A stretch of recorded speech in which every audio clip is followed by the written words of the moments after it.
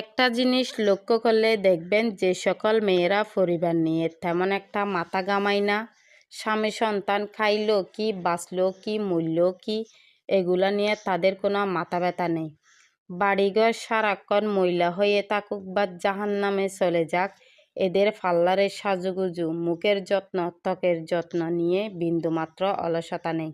সারাক্ষণ নিজেকে নিয়ে ব্যস্ত, কাউকে পরোয়া করে না, বাইরে অশালীন চলাফেরা করে, পরপুরুষের সাথে রংডন করে। এই ক্যাটাগরির মেয়েদের দিন শেষে স্বামীর ভালোবাসা পায়। এদেরও ভাগ্যের প্রশংসা না করা পারা যায় না। জামাই একটা মিলে বলদা মার্কা, বউকে জীবনে শাসন করে না, একটা দমক পর্যন্ত দেয় না, নিজে ঘরের কাজবাজ করে আবার বাচ্চা কাচ্চা সামলায়, বউয়ের ফ্যামিলির পছন্দ সম্মান করে, সারাক্ষণ বউ বউ করে জব করে, মনে হয় যেন আলাদিনের চেরাগ পেয়ে বসে আছে এক একজন।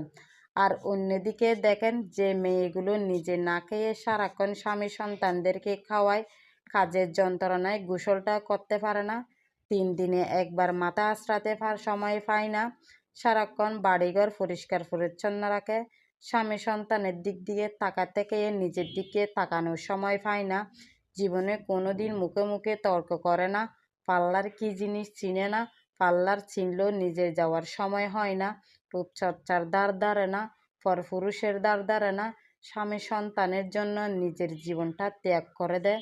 এই সমস্ত মেয়েদের জামাইগুলো হয় কেয়ারলেস রোবট। এরা হয়তো মায়ের আঁচলের তলায় লুকিয়ে থাকে, না হয় পরকীয়ায় জড়িত।